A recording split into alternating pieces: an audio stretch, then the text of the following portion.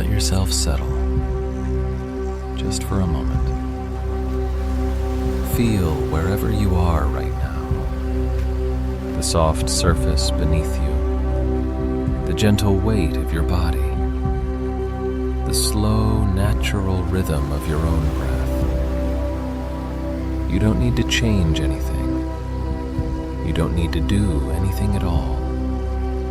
Simply allow yourself to be exactly as you are, in this exact moment, in this quiet and unhurried space. Take a slow breath in and let it go, long and easy, like the tide going out on a calm shore at night. Again, breathe in gently. Feel your chest and belly rise just slightly, and then let the breath drift out, carrying with it the last traces of whatever the day left behind. The thoughts can rest now. The plans can wait. There is nowhere you need to be, and nothing you need to remember. This moment belongs entirely to you. Tonight, we are going on a journey, a very slow, very quiet journey. We are going to drift away from the earth, away from the cities and the lights and the hum of everything ordinary. And we are going to travel out into the deep, magnificent silence of space. We are going to explore something that has fascinated human minds for as long as we have been able to look up at the night sky and wonder. We are going to drift, slowly and safely and peacefully, toward one of the most extraordinary things the universe has ever made: a black hole. But not in the dramatic way you might have imagined.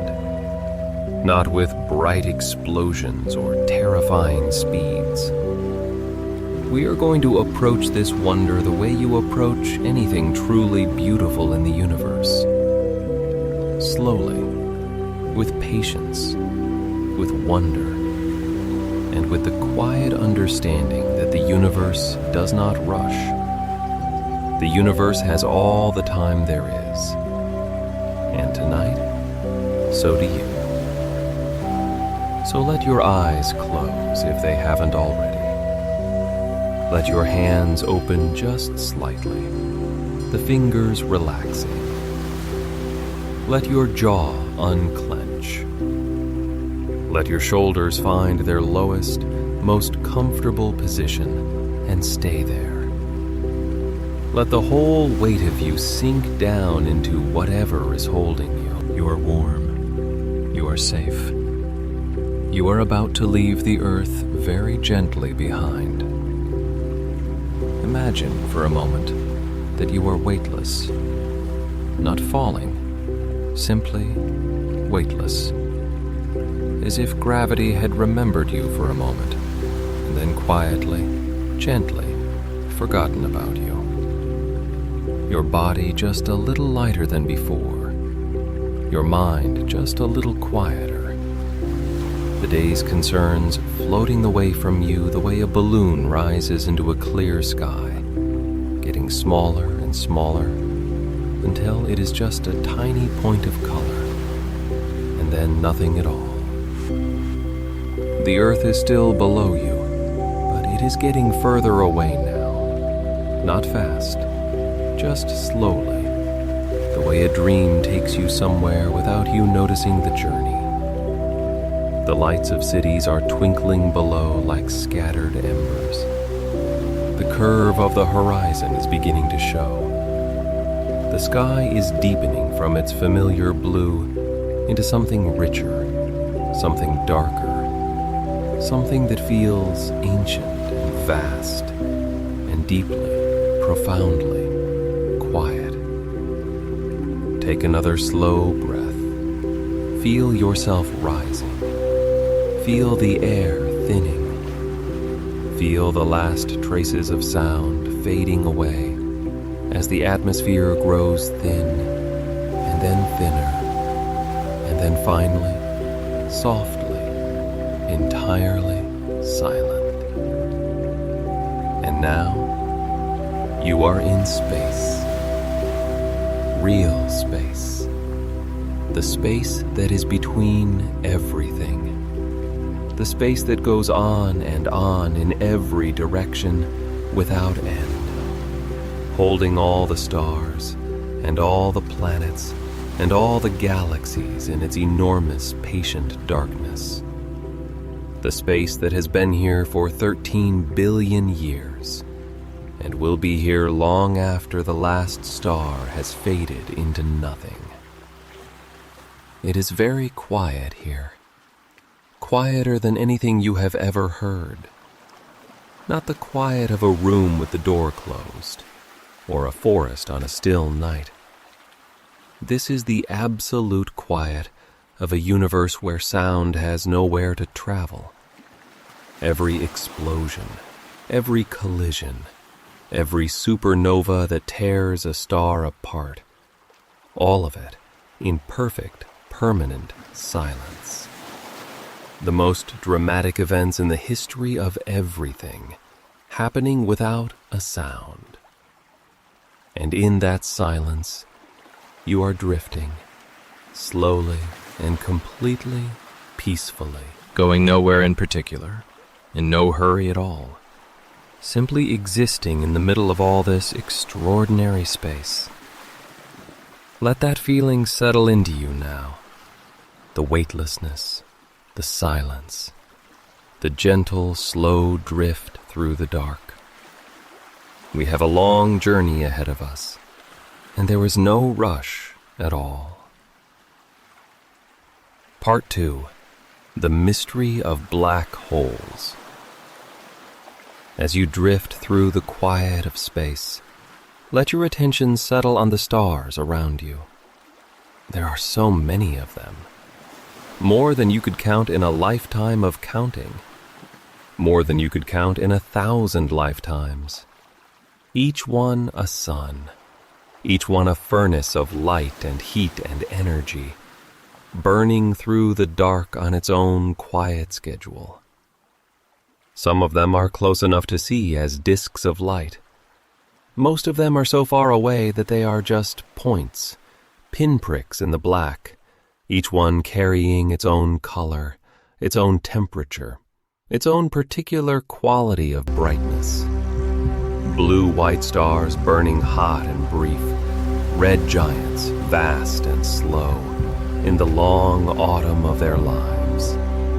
Yellow stars like our own sun, patient and steady, halfway through a 10 billion year life. And some of them are gone. That is what I want to talk about first, not the stars themselves, but what happens when they end. Because stars, like everything in the universe, do not last forever. They are born from clouds of gas and dust. They burn for millions or billions of years, and then, eventually, inevitably, they come to the end of their fuel. What happens next depends on how large the star was. A star like our sun will swell into a red giant, and then collapse into a small, dense, cooling ember called a white dwarf. A star several times more massive will go out in a spectacular explosion called a supernova, briefly outshining entire galaxies, and then leave behind a neutron star, an object so dense that a single teaspoon of its material would weigh as much as a mountain. But the very largest stars, the giants, the titans of the stellar world, when they explode, they leave behind something even more extraordinary. Something so dense, so intensely gravitational, that nothing, not light, not energy, not information of any kind, can escape from it once it gets close enough. A black hole. Imagine, if you will, taking the entire mass of the sun, all of it, every last atom of a star so large that more than 1,000,000 Earths could fit inside it, and compressing it down to an object smaller than a city, smaller than a town. Some black holes are compressed to a point so small that the word point doesn't really capture it. A singularity. A place where the mathematics of physics meet something it cannot quite describe, and quietly admits that it has reached the edge of what it knows. At that density, gravity becomes something that doesn't behave the way we are used to. Gravity near a black hole is not the gentle tug that keeps your feet on the ground or holds the moon in its orbit. It is something deeper, something that curves space itself, that bends time, that pulls at the fabric of reality with such intensity that it creates a region from which there is no return. This region has a boundary, a threshold, and that threshold has one of the most beautiful names in all of science: the event horizon. We will come to it, slowly. There is no hurry.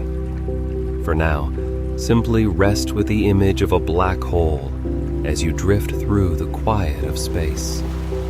Not as something terrifying. That is not what it is.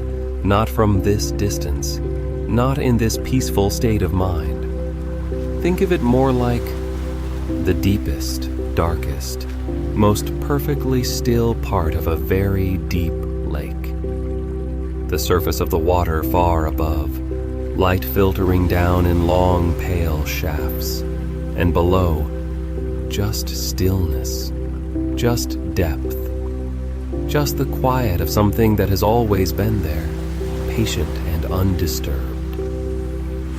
A black hole is a place where the universe keeps one of its deepest secrets, where the laws of physics, as we understand them, become uncertain, where space and time themselves behave in ways we can describe mathematically, but cannot fully imagine. It is the universe at its most extreme and at its most mysterious. And we are going to drift toward one, quietly, safely, in this calm, imaginary journey through the dark. Take a slow breath. Let your body relax a little more.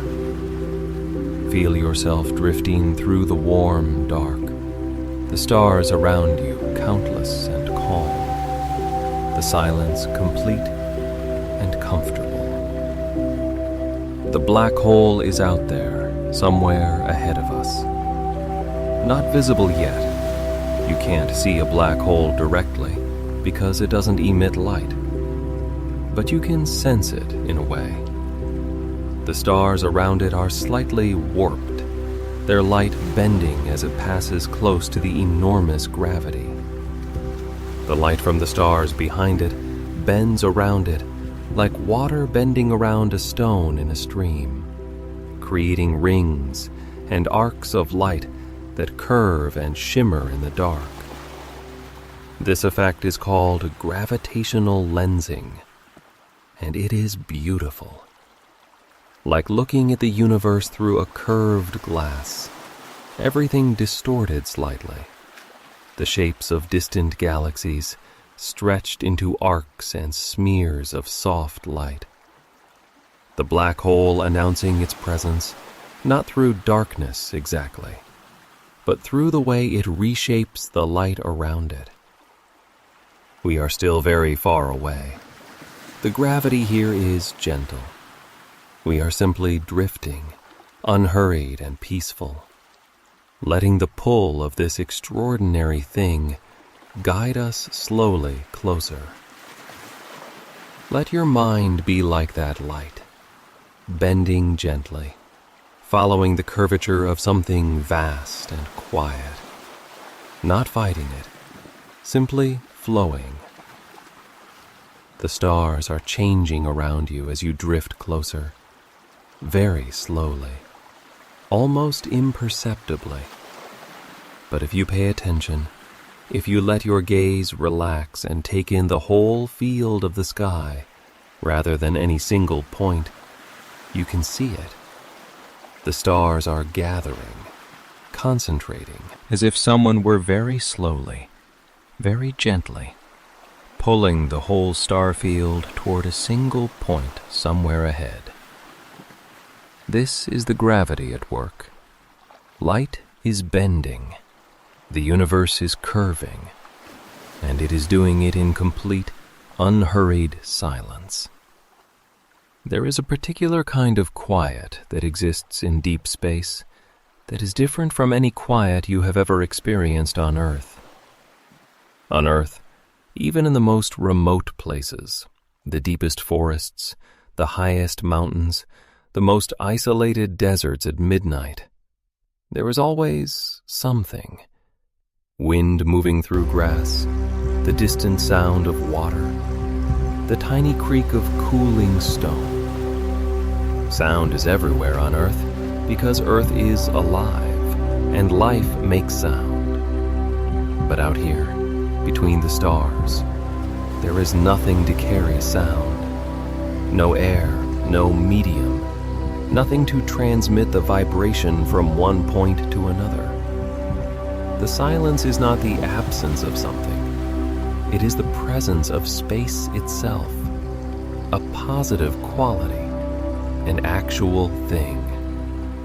And drifting through it, you begin to understand why so many people who think about space find it calming.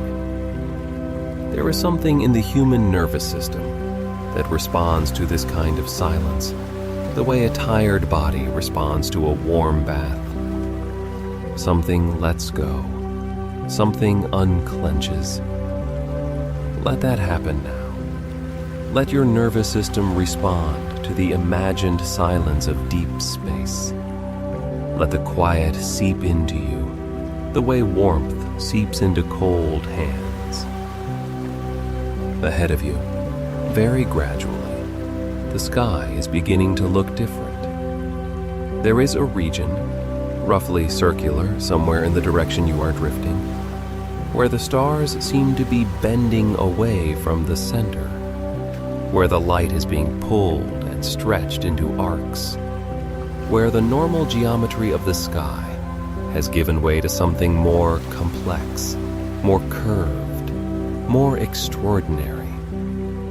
This is the accretion disk, the material that has been caught by the black hole's gravity, but hasn't yet crossed the final threshold. Gas and dust and the remnants of things that came too close pulled into a great flattened disk around the black hole, spiraling slowly inward, heated by the friction of its own compression until it glows. It is one of the most beautiful things the universe makes. Imagine a great wheel of light, spread flat like the rings of Saturn, but vastly larger, vastly brighter, shading from hot blue-white at the inner edges, where the material moves fastest, to warm amber and deep red at the outer edges, where it moves more slowly. The whole disk tilted slightly toward you, so you can see its full face, the inner ring blazing with the energy of material falling into the most extreme gravitational field in the universe. And at the center, where you might expect the brightest point, where all that energy converges, darkness, a perfect circular absence of light. Not the darkness of something painted black, but the darkness of something that is simply not there. A hole in the light. A place where the universe swallows itself. The photon sphere. The innermost region where light itself is trapped in circular orbits, racing around the black hole at the speed of light, but unable to escape, unable to fall in, simply circling forever in a ring of perpetually captured photons. A halo of light that goes nowhere, does nothing, simply exists at the edge of the impossible. You are still far from the event horizon, still in the safe region where the gravity, though measurable, is gentle. You could turn around if you wanted to. You could drift back the way you came, back out into the open space, back toward the familiar stars. But there is no hurry to do anything, and the view from here is extraordinary. Take a moment to simply observe, not to analyze or understand or explain, just to be in the presence of something this vast and this beautiful. The accretion disk is rotating slowly from your perspective, though in reality the inner material is moving at a significant fraction of the speed of light. The glow of it fills the space ahead of you with a warm, shifting light that plays across you like firelight. Warm amber, deep rose, the occasional flash of brilliant white where two streams of material collide. And beyond the disk, beyond the brightness, the darkness at the center, absolute and patient, waiting. Your breath is slow. Your body is heavy and warm. You are simply here, drifting in the light of something ancient and immense, with nowhere to be and nothing to do except experience the quiet wonder of this. Take a slow, deep breath. Feel the warmth of the accretion disk's imaginary light on your face. Feel the immense, gentle tug of gravity pulling you, almost imperceptibly, slightly closer. There is no fear here. There is only wonder. We have been drifting, slowly and peacefully. And now let us think about the threshold, the event horizon, that extraordinary boundary that makes a black hole what it is. The event horizon is not a physical surface. There is nothing there to touch, nothing to feel, no wall or membrane or visible line. It is simply a mathematical threshold, a spherical boundary in space defined by one property. Inside it, the escape velocity exceeds the speed of light. Escape velocity is the speed you would need to travel to break free of a gravitational field. On Earth, escape velocity is about 11 kilometers per second. Our rockets can manage that, and so we can leave the Earth if we choose. On the surface of a neutron star, escape velocity is a significant fraction of the speed of light. And at the event horizon of a black hole, escape velocity is exactly the speed of light. And inside the event horizon, it is more than the speed of light. Since nothing in the universe can travel faster than light, nothing inside the event horizon can ever get out. Not light itself, not information, not anything. And yet, and this is one of the most extraordinary and counterintuitive things about this boundary, if you were falling toward a large black hole and cross the event horizon, you might not notice it. Not immediately, not in any dramatic way. For a sufficiently large black hole, the tidal forces at the event horizon, the difference in gravitational pull between your head and your feet, might be gentle enough that you wouldn't feel them as anything unusual. You would drift across the threshold in the same calm, weightless state you have been in all along. The horizon would pass over you like a shadow, like the moment when the sun goes behind a cloud on a warm afternoon. A slight change in the quality of the light, nothing more. And then you would be inside. From your perspective, in those first moments after crossing, the universe outside can still be visible. Light from outside can still fall in through the event horizon. It's only outgoing light that cannot escape. So you would still see the stars, still see the accretion disk glowing around you. The universe universe would look slightly strange, compressed into a bright ring ahead of you by the extraordinary optics of your situation. But it would still be there, still beautiful, still the same universe you have always known. The difference is that you could no longer go back. The future, from inside the event horizon, leads only one way, deeper. Not because of any force pushing you, but because of the geometry of space-time itself. Inside the event horizon, the direction toward the singularity is not down, or in, or toward the center. It is toward the future. Just as you cannot travel backward in time on the outside, on the inside you cannot travel away from the singularity. It is not where you would end up. It is when. Let that thought drift through your mind gently, not with urgency or analysis, just as an idea. A strange, beautiful, slightly vertiginous idea about the nature of space and time, and what it might mean to exist inside something like this. The geometry of space-time inside a black hole is so different from anything we experience in ordinary life that the words we use to describe it start to feel insufficient. Up and down lose their meaning.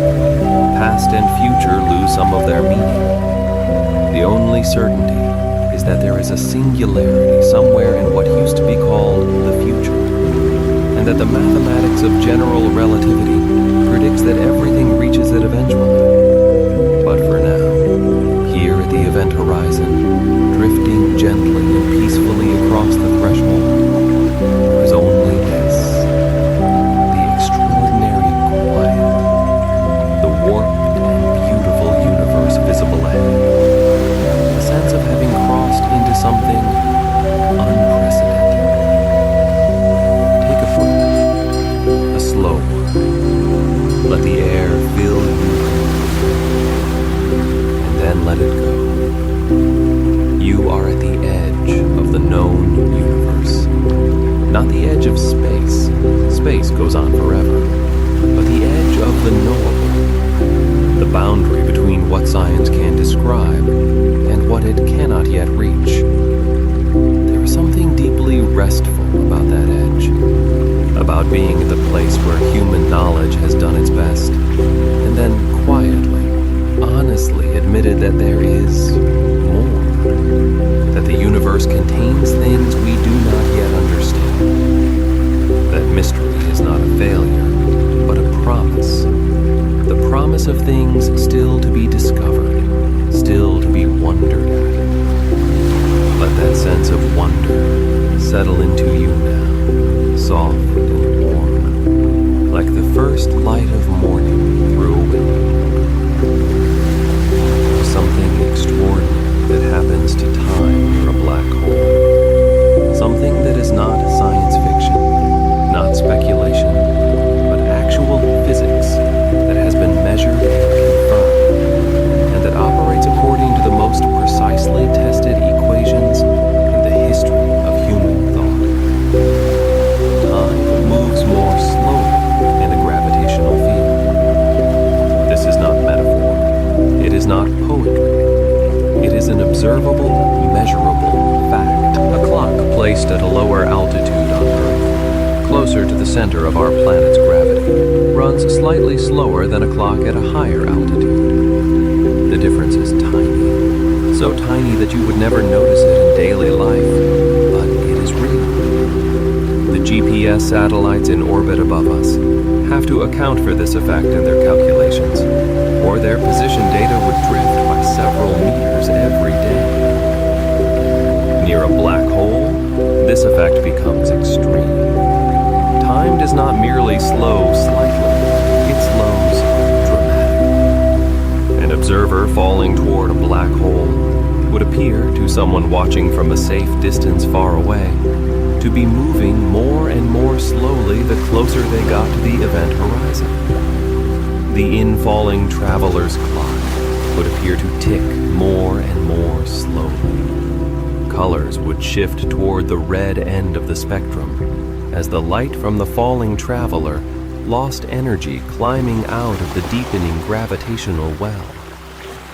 To the distant observer, the traveler would appear to approach the event horizon asymptotically, getting closer and closer, but never quite reaching it, moving more and more slowly, their image becoming redder and dimmer, until eventually the light from them became too faint to detect. The traveler would appear to be frozen at the threshold, suspended in time. But from the traveler's own perspective, time would feel entirely normal. They would drift across the event horizon in perfectly ordinary time, experiencing nothing dramatic at the threshold itself. It is only the comparison between the two clocks, the travelers and the distant observers, that reveals the extraordinary difference. Think about that for a moment. Two people experiencing the same event, and for each of them time passes at a different rate. Not because of any physical change in themselves, but because of where they are in space, and what the gravitational field is doing to the geometry of space-time around them. Einstein's general theory of relativity tells us that gravity is not a force in the way we usually think of forces. It is not a pull transmitted through space from one object to another.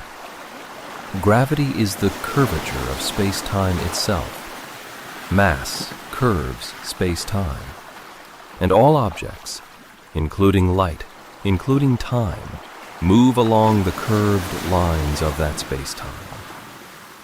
Gravity is not something that happens to objects in space. Gravity is what space does when mass is present. A black hole is the most extreme manifestation of this, the most intense curvature of space-time that can exist in the universe. At the singularity, the curvature becomes infinite. The equations produce results that go to infinity. And when the equations say infinity, physicists know that they have reached the edge of their model's validity. The universe is doing something at the singularity that general relativity cannot describe. Something that a future theory, one that unites general relativity with quantum mechanics in a way no one has yet managed, will need to address. But we don't need that future theory for our journey tonight.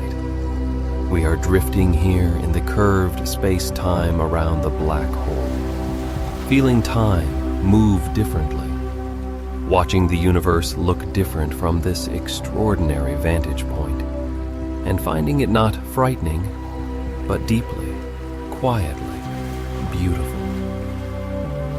Think about time the way it feels right now. In this relaxed, drifting state, time is already moving differently than it does during the busy hours of the day. The body is slowing down. The breath is long and measured. The thoughts are becoming less sharp-edged, more fluid, more willing to drift from one thing to another without urgency. This is what rest does to time. Not the physics of curved space-time, but the human experience of being still. When we are truly relaxed, time expands. It becomes roomier, less pressured. The moment you are in becomes larger, more spacious, more capable of containing everything that needs to be in it. You are in a very spacious moment right now. There is no hurry in it anywhere. The breath is slow. The body is heavy. The mind is beginning to soften at the edges, like ice in warm water. The sharp boundaries between thoughts becoming gradual slopes. The hard shapes dissolving into something more fluid and quiet. Let time be strange tonight. Let it be slow. Let it be as spacious as the universe itself. In the curved space-time near the black hole, a moment can be very long, and we are in no hurry to leave it. Let us go somewhere now that no one has ever been. Let us drift further inward, past the event horizon, into the region that exists only in mathematics and imagination. The inside of a black hole. No instrument we have ever built has sent information back from inside the event horizon. No observation, no signal, no measurement. The inside of a black hole is, in a very real and literal sense, unknown. It is the greatest unknown in science. And there is something wonderful about that. Because in the absence of knowledge, imagination can walk freely. What might it be like, in this peaceful and purely imaginary journey, to drift deeper inside? Let us think about it slowly and gently, with the understanding that we are here in the realm of speculation and wonder, rather than established fact. The first thing you might notice, if you were somehow able to experience the inside of a large black hole, is that it is not pitch dark in the way you might expect. Light from the universe outside is still falling in. Photons crossing the event horizon in the same direction you are, carrying images of the stars and galaxies and nebulae of the cosmos, streaming in around you like a shower of gentle light. This light would be warped and concentrated by the extraordinary optics of your situation. The entire visible universe would appear to be compressed into a shrinking disk of light behind you, above you, a direction that you might still be able to identify as the way out, even though it no longer leads anywhere reachable. The universe condensed into a circle of concentrated light, getting smaller as you fall deeper. Around you, in the other directions, is the interior of the black hole itself. And here is where the speculation becomes most interesting. Some theories suggest that the singularity at the center is not a point, but a ring, specifically in the case of a rotating black hole, called a Kerr black hole, a ring singularity. And some of the mathematics of general relativity applied to this case suggests the possibility of something extraordinary, that the ring singularity might act as a kind of tunnel, a connection to somewhere else. This is the origin of the idea of a wormhole, a bridge through space-time. Not a tunnel through space in the ordinary sense, but a shortcut through the geometry of space-time itself, connecting two distant points, not by traveling the space between them, but by traveling through the curved fabric of space-time that underlies everything. No one knows if this is real. The mathematics permits it in certain cases. Whether the universe actually constructs such things, whether they could be stable, whether they could be traversed, these are open questions. Beautiful, thrilling, deeply uncertain, open questions. And in our imagination tonight, drifting through the interior of the black hole in a perfectly peaceful state, we can simply rest in the openness of the question. We don't need to resolve it. We don't need an answer. The question itself is the gift. Because isn't that what sleep is, in a way? A crossing of a threshold into the unknown. Every night, you fall into a state that you cannot observe from the outside, that leaves very little retrievable trace, that exists for the hours of its deepest stages, somewhere entirely inaccessible to the waking mind. Sleep is your own personal event horizon, the place you cross every night, from which the waking world cannot follow you, where time moves differently, where the ordinary rules of narrative and logic and cause and effect give way to something more fluid and strange and free. You are very close to that threshold now. Your body knows how to do this. It has been doing it every night since you were born. The crossing is effortless. The crossing has already begun. Let the interior of the black hole be like the interior of sleep, vast and dark and full of things you cannot quite name, images that come and go like light from a compressed universe, the geometry of the familiar becoming strange, time moving at its own unhurried pace, and somewhere in all of that mystery, a rest more complete than anything wakefulness can offer. Breathe slowly. Let the darkness be gentle. Let the unknown be a comfort rather than a fear, because the unknown is where sleep lives, and sleep is one of the kindest things the universe has built into you. Let us drift back now, gently and slowly, the way a dream can take you from one place to another without any sense of transition.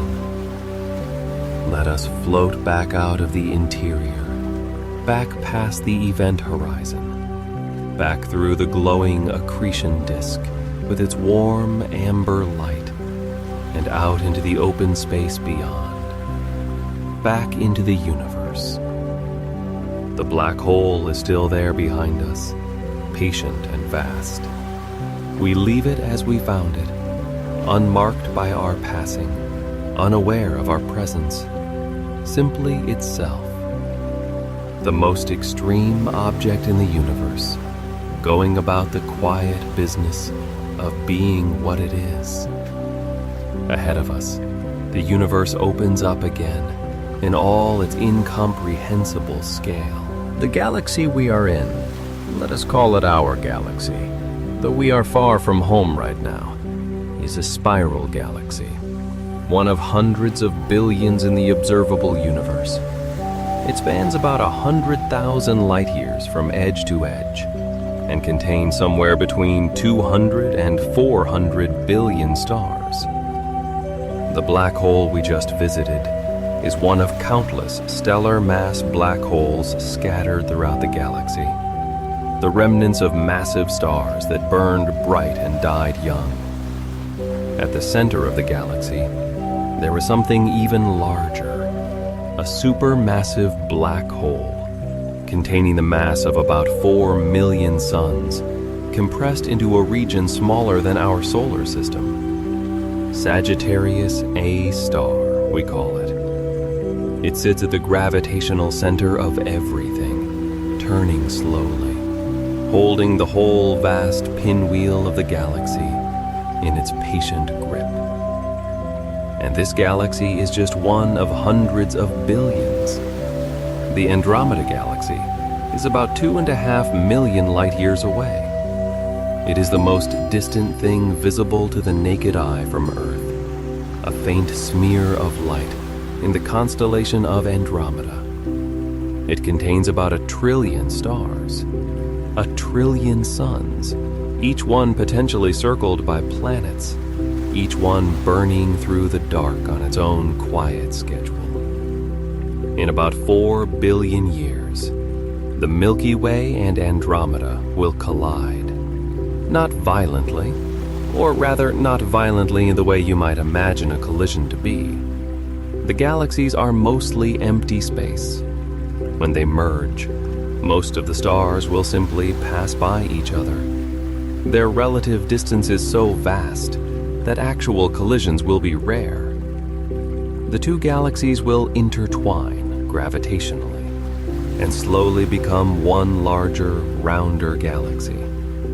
It will take about 1 billion years for the merger to complete. These are the timescales on which the universe operates. Billions of years.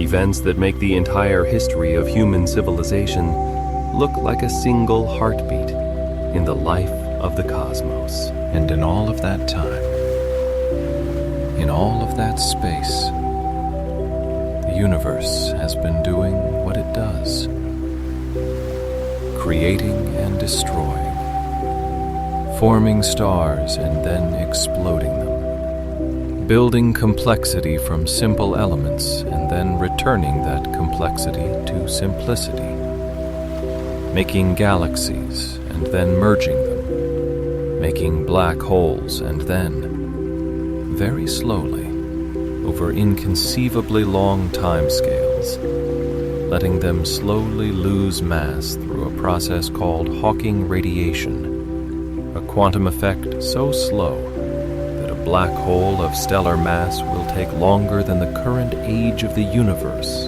to evaporate.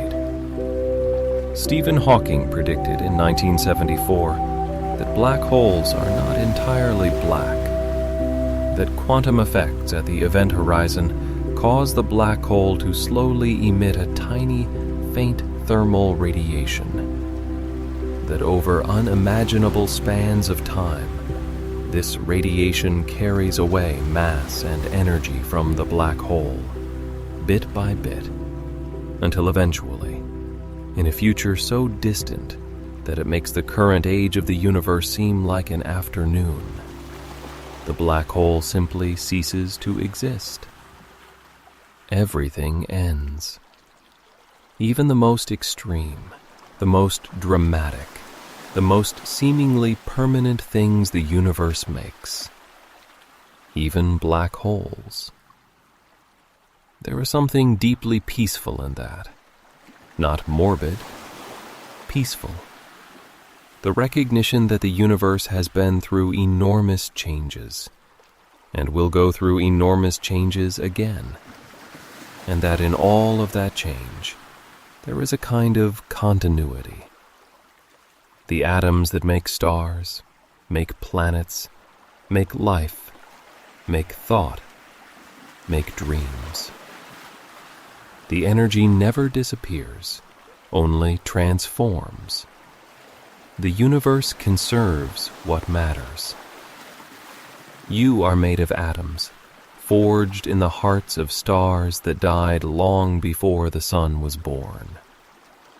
You are the universe experiencing itself in a particular, temporary, irreplaceable configuration. You will change, and eventually the configuration will dissolve, and the atoms will go on to be part of other things, other stars, other worlds, other unimaginable futures. But right now, in this moment, the configuration is you. And you are here, drifting in the quiet universe, very nearly asleep. Let the stars be around you. Let the galaxies be in the distance.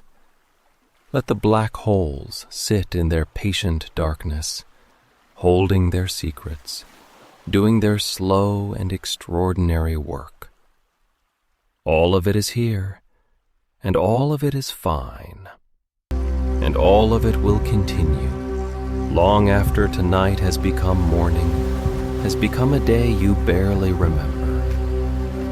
The universe does not need you to be awake right now.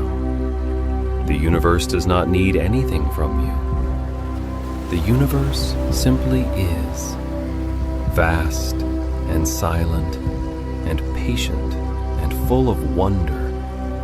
And it holds you the way space holds everything, completely, without effort, without asking anything in return. Breathe slowly. Let your body be heavy. Let your mind drift out among the stars.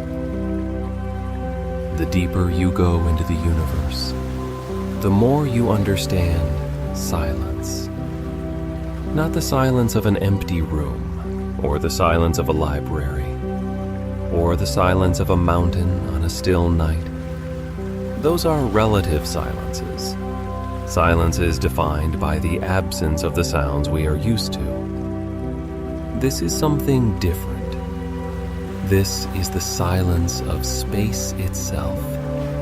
The silence of a medium where sound literally cannot exist. The silence of photons, traveling at the speed of light through a vacuum that contains, on average, less than 1 atom per cubic meter.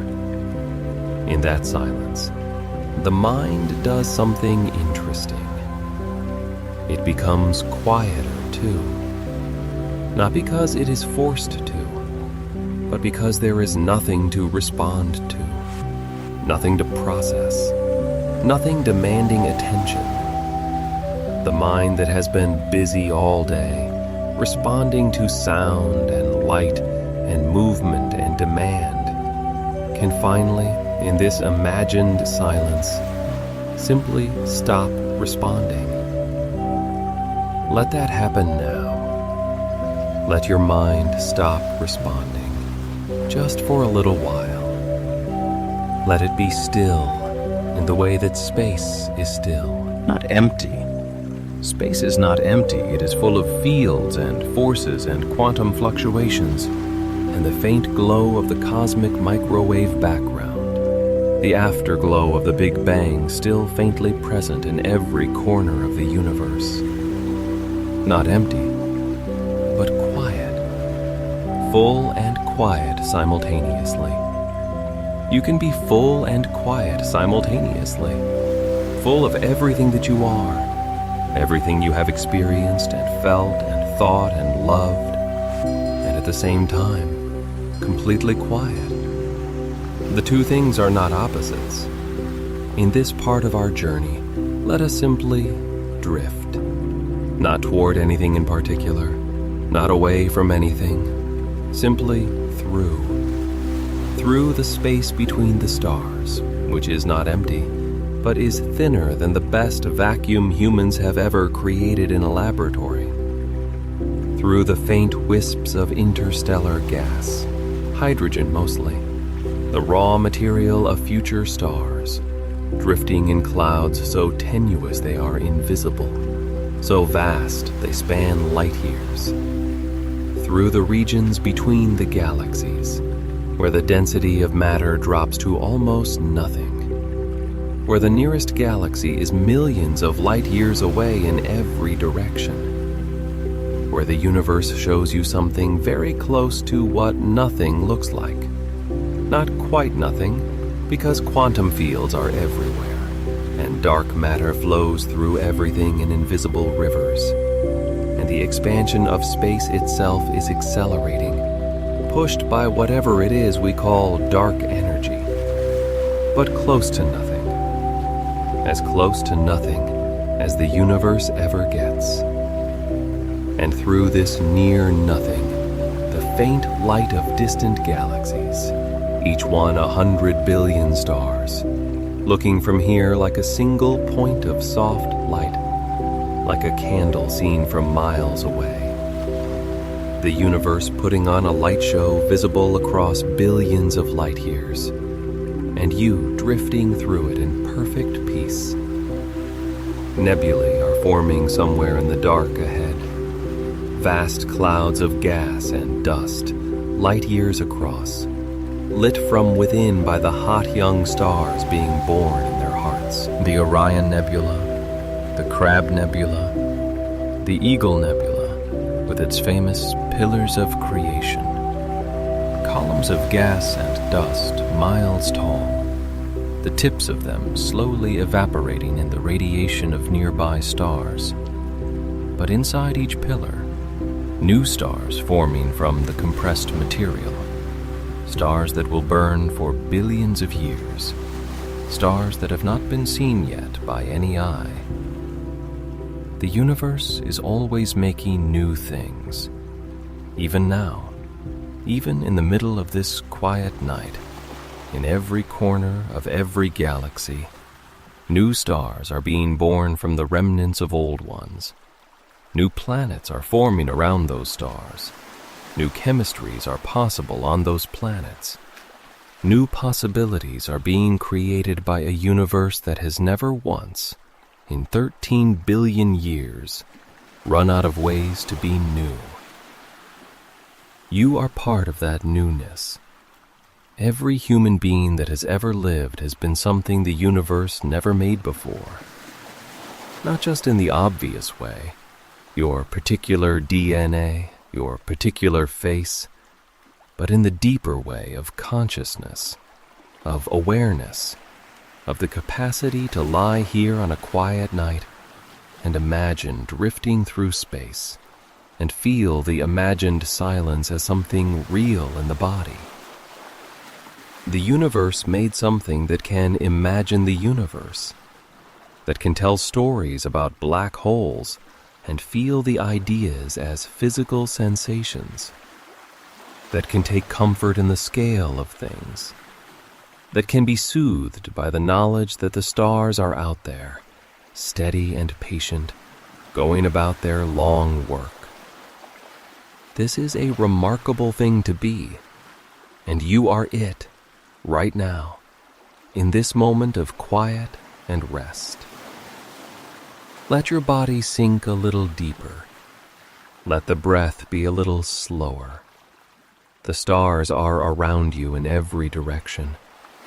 The universe is billions of years old and has never once been unkind to the atoms it puts together.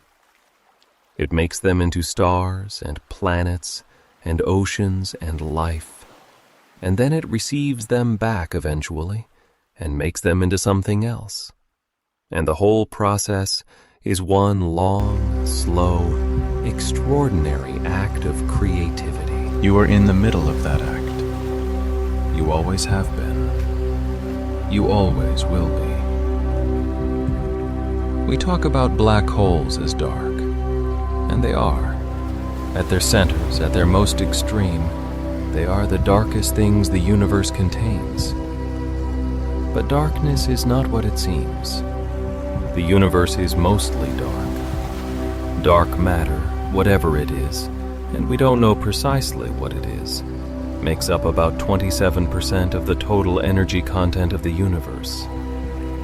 Dark energy, whatever that is, and we know even less about it than about dark matter, makes up about 68%. The ordinary matter that makes up every star, every planet, every person, every grain of dust and every molecule of air, all of that is only about 5% of what the universe contains. The universe is mostly something we cannot see, something we cannot detect directly, something we know exists only because of its effects on the things we can see. And yet the universe is full of light, the light of hundreds of billions of galaxies, each containing hundreds of billions of stars. Photons, traveling in every direction at the speed of light, crossing the cosmos in their billions every second, passing through your body right now as you lie here. Neutrinos mostly, the ghost particles that pass through everything. But light too, the faint light of distant stars and galaxies, touching you gently with photons that have been traveling for billions of years. The universe is simultaneously the darkest and the most luminous thing there is, both at once. Dark matter and blazing stars. The void between galaxies and the impossible brightness of quasars. The absolute darkness of a black hole's interior and the swirling, gorgeous glow of its accretion disk. This is the nature of the universe. Not one thing or the other. Not simple. Not reducible to a single quality or a single story. The universe holds all of its contradictions simultaneously, without apparent difficulty, without any need to resolve them into something simpler. You can be like that too. You can hold contradictions. You can be tired and curious simultaneously. You can be ready for sleep, and still interested in the stars. You can be a small, temporary arrangement of atoms on a small, temporary planet and still be the universe experiencing itself. All of these things are true at once. The universe doesn't need them to be resolved. The darkness of a black hole is not malevolent or cold in the way darkness can sometimes feel in ordinary life. It is the darkness of depth, of mystery, of the place where the usual rules give way to something we don't yet understand. It is the darkness of the deepest part of the ocean, which is full of life we have barely begun to catalog. It is the darkness of the soil, which is full of the chemistry that makes plants grow. It is the darkness of sleep, which is full of the processes that restore and repair and consolidate and renew. Good darkness, useful darkness, darkness that gives rather than takes away. Let the dark be good tonight. Let it be the dark of depth and rest and the patient turning of the planet. Let it be the dark of space, which holds all the light of all the stars without being diminished by it, which contains the most brilliant things in the universe and remains itself. The dark is not empty, it is full, and you are in it, and it is holding you, and everything is fine. Breathe slowly. Let the dark be soft around you. Part 10. Returning home through the stars. Let us begin very slowly to make our way back. Not because there is anything wrong out here in the deep cosmos. It has been extraordinarily beautiful and quiet and vast. But because there is something about the journey home that has its own particular peace. The warmth of the familiar after the wonder of the unfamiliar. We are going to drift back the way we came, past the black hole with its glowing accretion disk, which is still there, still turning, still doing its patient work.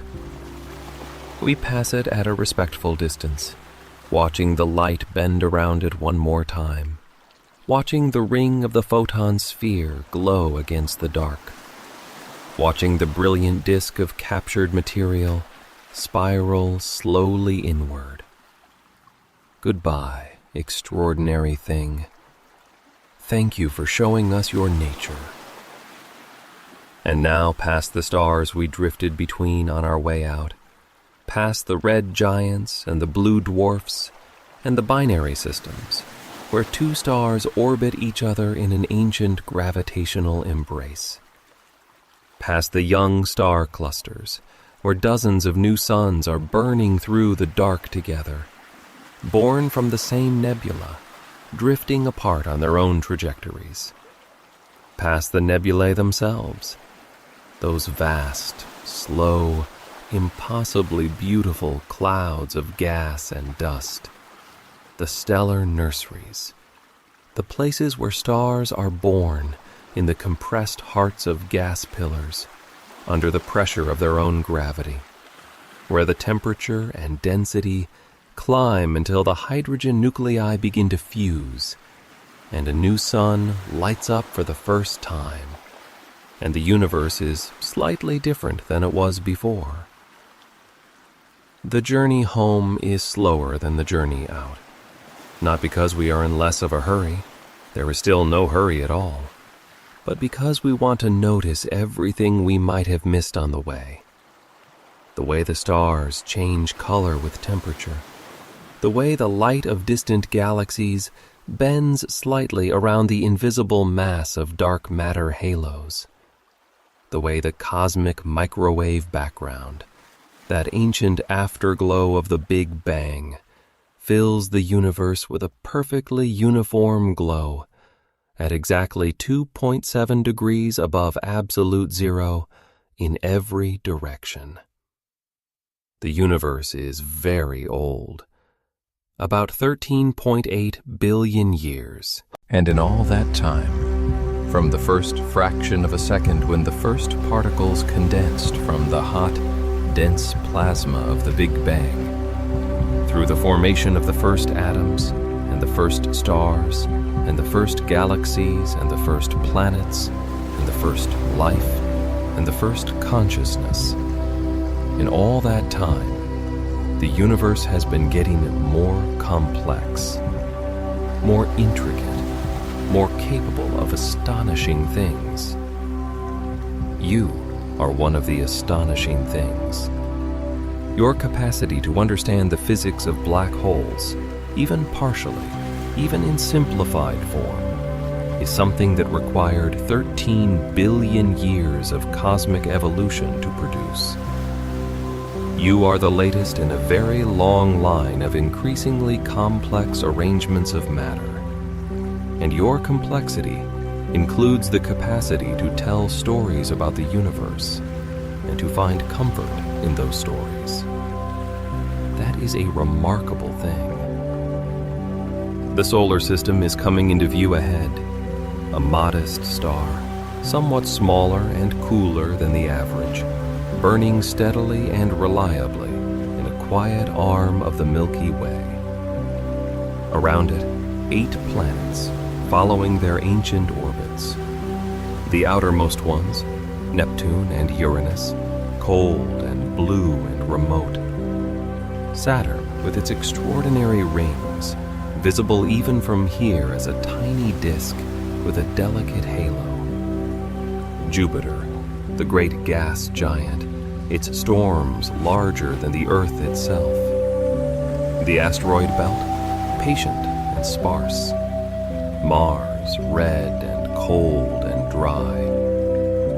And then the Earth, the pale blue dot. This is how Carl Sagan described it, and the description has never been improved upon. A pale blue dot seen from space. A small, fragile, beautiful, inhabited sphere drifting in the dark.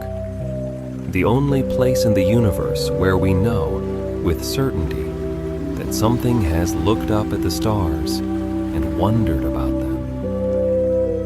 All of human history happened on that dot. Every empire and every kindness, every work of art and every act of love, every discovery and every mistake, all the laughter and all the grief, and all the ordinary days that make up most of a life. All of it on that pale blue dot, which from where we are right now is barely visible. And yet, it is home. And even from here, even after drifting through the extraordinary silence of deep space, even after the black hole and the accretion disk and the philosophical depths of event horizons and time dilation, the inside of the unknown. Even after all of that, the word home has a particular warmth to it. We are going back there now, slowly. There is no rush. We are going back to the warm planet, to the atmosphere full of air, to the surface where the quiet night is waiting. The Earth is getting larger now. The cloud patterns are becoming visible, great white spirals of weather moving across the blue. The continents are visible beneath them, and the oceans reflecting the light of the sun on the other side of the planet. It is night where you are.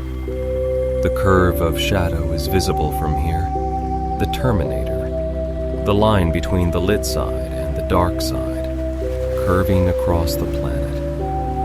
And on the dark side, the lights of cities like scattered stars on the ground. Human lights, warm and amber and steady. Little mirrors of the sky above them. And somewhere in those lights, your particular light, your particular window, your particular warmth. We are descending now, very slowly, through the upper atmosphere.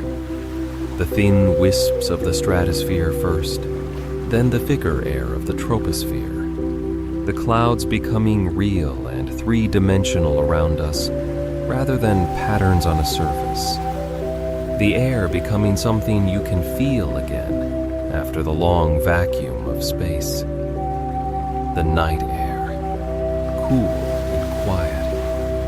The familiar sounds of the earth beginning to return. Or perhaps not sounds exactly, but the memory of sounds. The quiet of this particular night, the soft rhythm of the world breathing.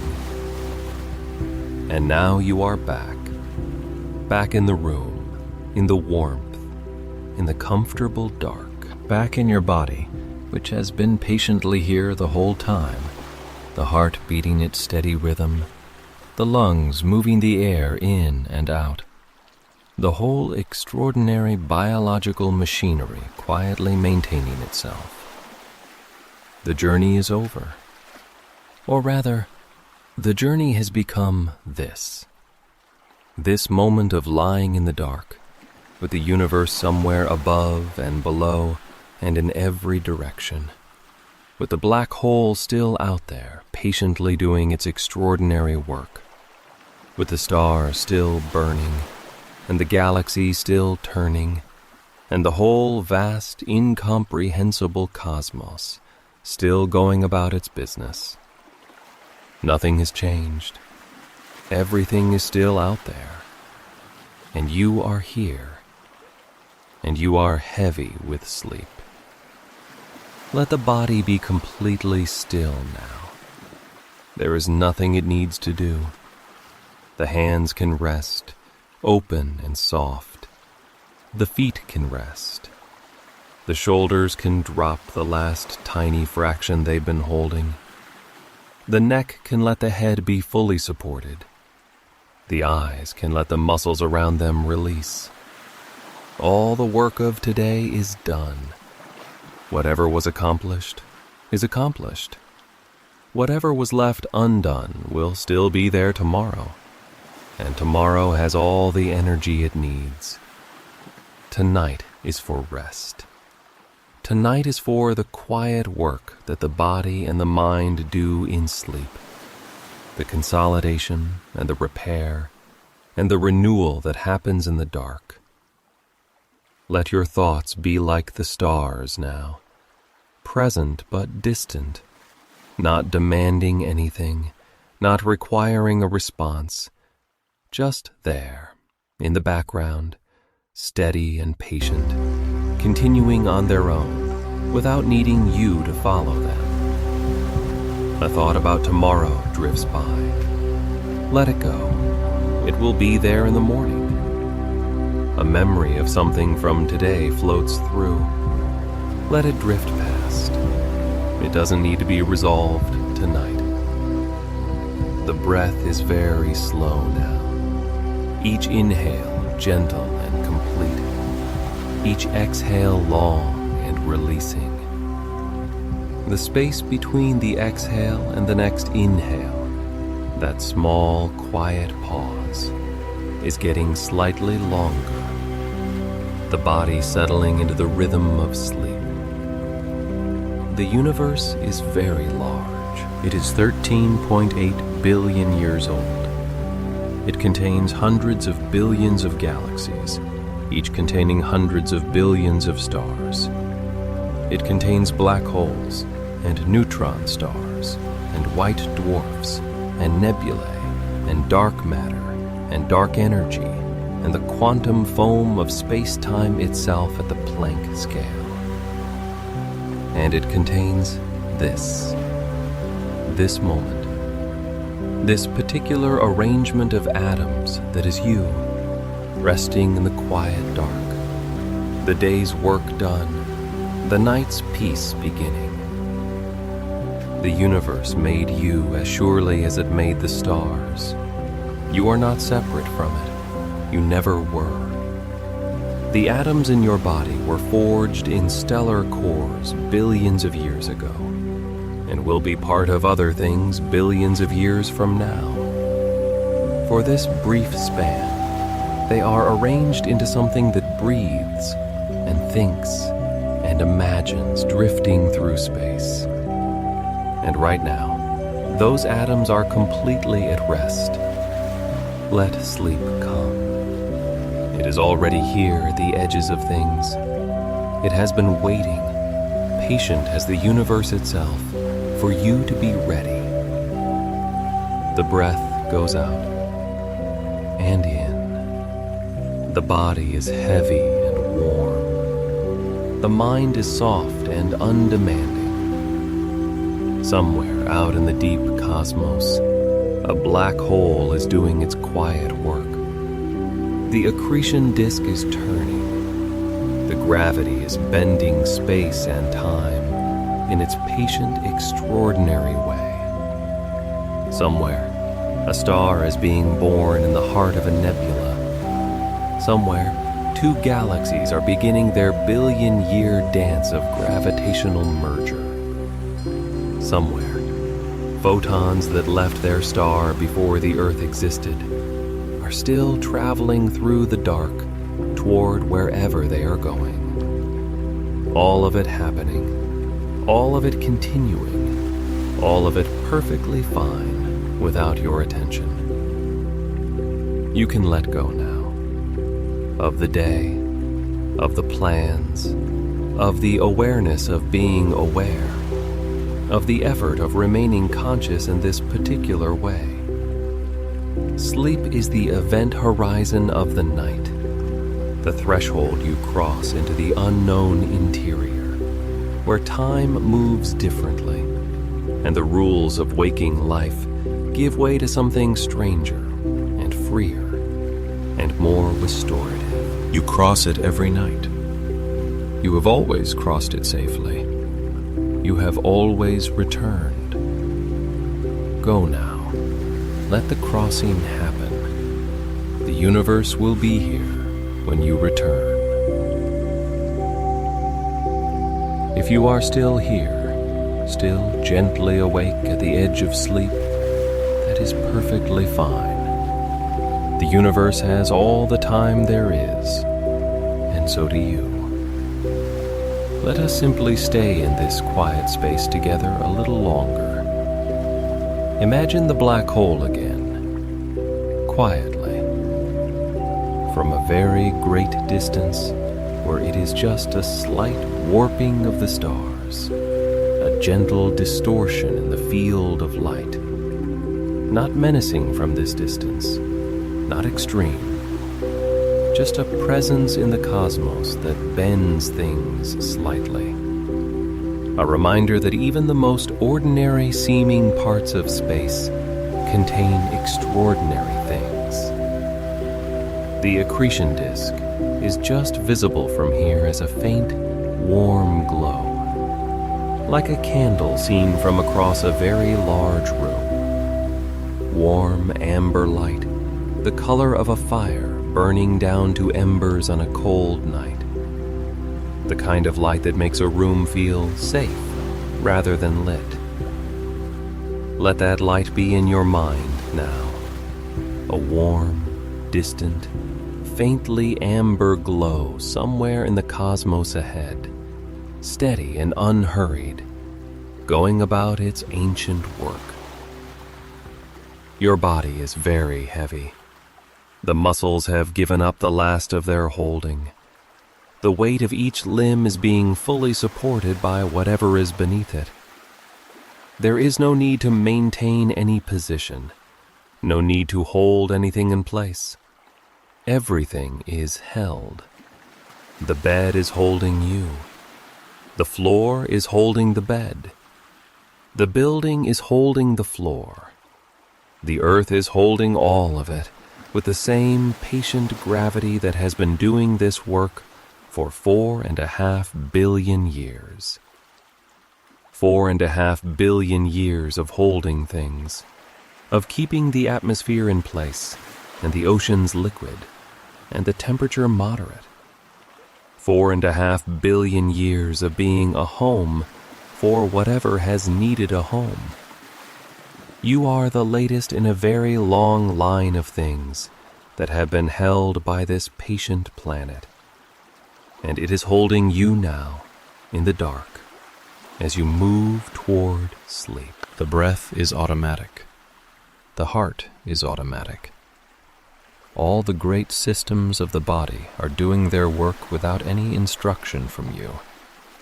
The digestion, the circulation, the immune system quietly patrolling, the brain consolidating the day's experiences into whatever form memory will take them. You don't need to do anything. It is all being done. Let the mind drift now to the cosmic microwave background, that ancient glow, the afterglow of the Big Bang, 13.8 billion years ago, when the universe was 380,000 years old, and finally cooled enough for electrons and protons to combine into neutral hydrogen atoms, and light was released for the first time to travel freely through space. That light has been traveling ever since, in every direction, filling the universe, stretched by the expansion of space from the hot white light of the early universe to the cool microwave radiation it is now, invisible to the eye, but detectable by sensitive instruments, falling on every surface in the universe, including you, a faint and ancient background glow that has been traveling since before the stars existed. You are bathed in the light of the Big Bang, right now, in this room, the universe's oldest light, faint and cool and ancient beyond imagining, falling on you as you move toward sleep. There is something profoundly restful in that image, something that puts the concerns of any single day or any single life in a perspective that is neither dismissive nor harsh, but simply very, very spacious. You exist in a universe that is 13.8 billion years old and has produced something this extraordinary, this complex, this aware. And tonight you are going to sleep in the ancient light of its very first morning. The breath goes in and out. The body is warm. The mind is quiet. Somewhere in the dark, stars are being born. Somewhere they are dying. Somewhere, black holes are slowly evaporating through Hawking radiation, one virtual particle pair at a time. Somewhere, galaxies are colliding in a slow, majestic dance that will last 1 billion years. Somewhere, a rocky planet around a distant star is in the exact right position at the exact right distance for liquid water, and the chemistry of life may be beginning. All of it is happening. All of it is real. All of it is the universe being the universe, patient and creative and indifferent to hurry. And you are here, small and temporary and extraordinary, a brief, specific, unrepeatable arrangement of the universe's matter, arranged into something that breathes and dreams, and tomorrow will wake up and go about the ordinary business of being alive. But not yet. Tonight is for this, for the long, quiet drift into sleep, for the event horizon of the night, for the unknown interior that is yours alone, that has been waiting for you all day, that will restore and repair and renew you in ways you will never be fully aware of. The universe is very good at what it does. And what it does includes making you and making sleep and making this particular night, in which you are warm and safe and drifting. Breathe out very slowly and drift. The stars are turning overhead, as they have always turned. The galaxy is wheeling in its slow arc. The black hole is patient in its dark. The universe is doing what it has always done, and you are asleep. You are already there, quietly, completely, beautifully asleep. Good night.